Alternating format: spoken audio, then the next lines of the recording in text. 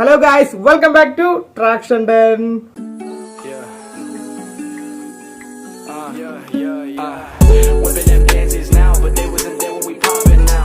വെഞ്ഞാറമൂട് നടന്ന കൊലപാതകം അതിന്റെ ന്യൂസ് അപ്ഡേറ്റ്സ് ആയിരിക്കും നിങ്ങളിപ്പോ എവിടെ കണ്ടു കഴിഞ്ഞാലും കാണാൻ സാധിക്കുന്നത് അല്ലെ.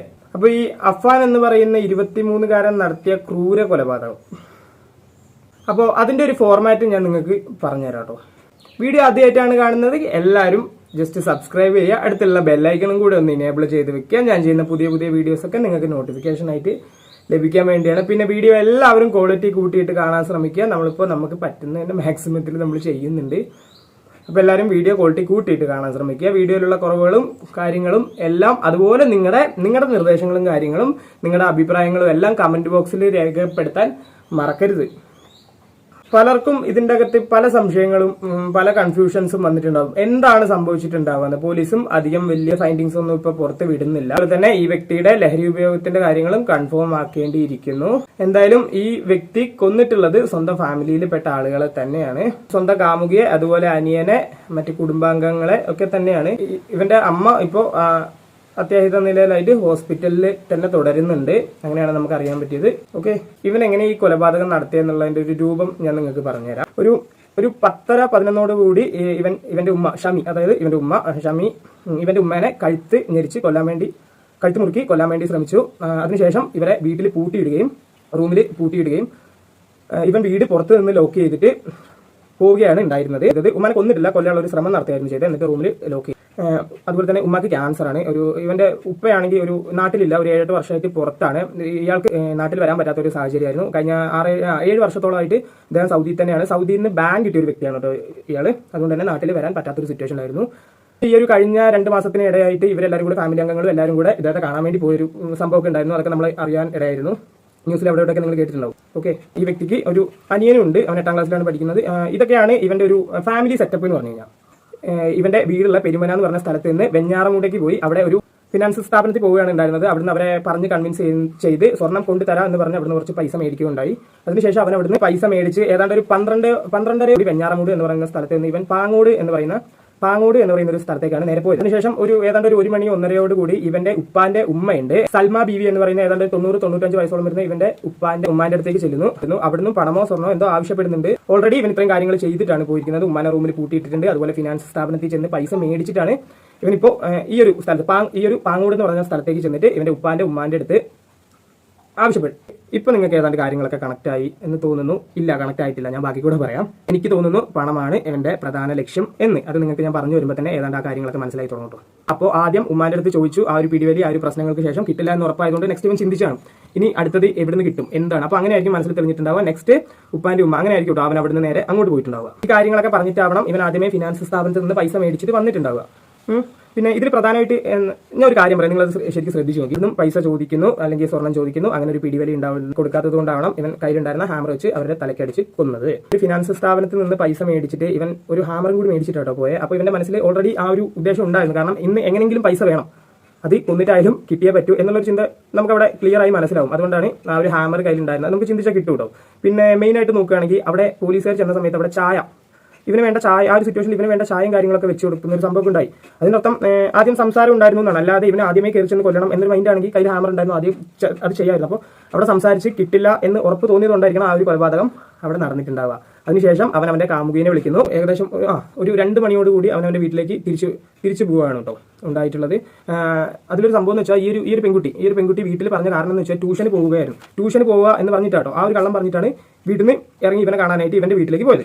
ഈ ഒരു മരണവാർത്ത, ഇവന്റെ ഉപ്പാന്റെ ഉമ്മയുടെ മരണവാർത്ത ആദ്യം അറിയുന്നത് എങ്ങനെയാണെന്ന് വെച്ച് കഴിഞ്ഞാൽ ഈ ഒരു സ്ത്രീ താമസിക്കുന്നത് ഒറ്റയ്ക്കാട്ടോ. അവിടെ ഇവന്റെ ഉമ്മാന്റെ ഉമ്മ താമസിക്കുന്നത് അവിടെ ഒറ്റയ്ക്ക്. അപ്പോൾ ഇവരുടെ കൂടെ ഒരു ലേഡി ഉണ്ട്.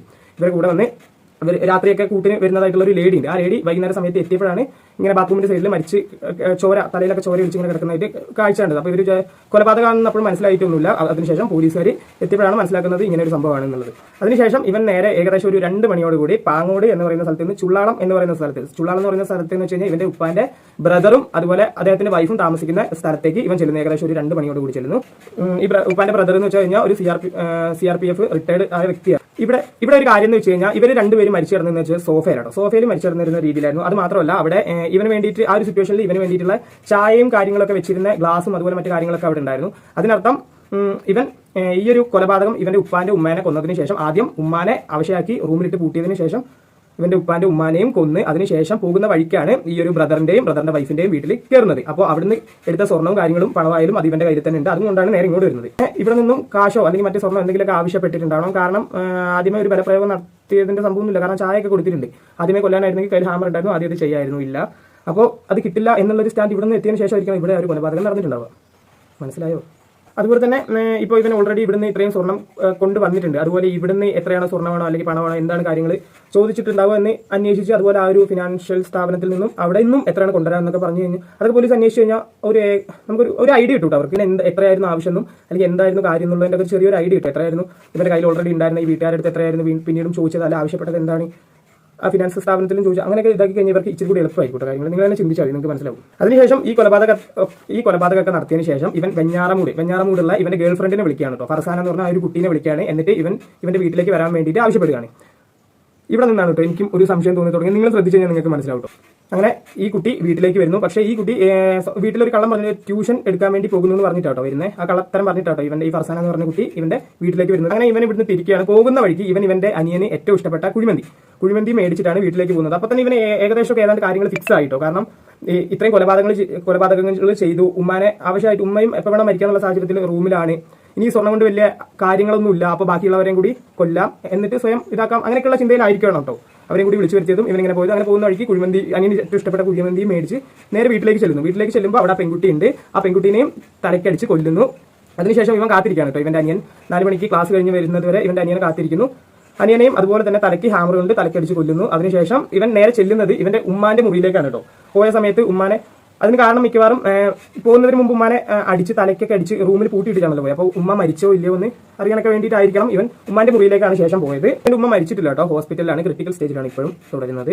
അതിനുശേഷം സംഭവിച്ചത് എന്ന് വെച്ച് കഴിഞ്ഞാൽ ഇവൻ അവിടുന്ന് കുളിച്ച് കുട്ടപ്പനായി ഏകദേശം ഒരു 3 കിലോമീറ്റർ അപ്പുറത്തുള്ള ഇവന്റെ അവിടെ തന്നെ ഒരു 3 കിലോമീറ്റർ അപ്പുറത്തുള്ള പോലീസ് സ്റ്റേഷനിൽ ചെല്ലുന്നു. പോകുന്നതിന് എലിവേഷൻ കഴിച്ചിട്ടാട്ടോ പോകുന്നത്. എന്നിട്ട് സ്റ്റേഷനിൽ ചെല്ലുന്നു. എന്നിട്ട് അവിടെ നിന്ന് പറയുന്നു ഞാനൊരു 3-4 എണ്ണത്തിൽ തട്ടിയിട്ടാണ് വരുന്നത് എന്നുള്ള രീതിയിൽ സംസാരിക്കുന്നു. അവൻ എലിവേഷൻ കഴിച്ചിട്ടാണ് വന്നിരിക്കുന്നത് എന്നുള്ള കാര്യങ്ങളും അവരോട് പറയുന്നു.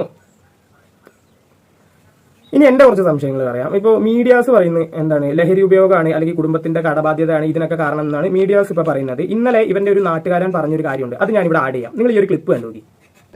ഇതേവരെയൊക്കെ അറിയുന്നവരാണോ? നമ്മുടെ നാട്ടുകാരാണ്, അറിയുന്നവരാണ്. നമ്മൾ വിവരം പറഞ്ഞത് ഈ പയ്യൻ ഒരു പെൺകുട്ടിയും കൊണ്ടുവന്നു. പെൺകുട്ടിയെ ഉൾക്കൊള്ളാൻ അവൻ്റെ വീട്ടുകാർക്കോ ഈ വീട്ടുകാർക്കോ ഒന്നും സാധിച്ചില്ല. ബന്ധുക്കൾ മുഴുവൻ എതിർപ്പ് പറഞ്ഞു. ഇന്നാണ് വിളിച്ചുകൊണ്ട് വന്നതെന്നാണ് അറിയുകയും ചെയ്തത്.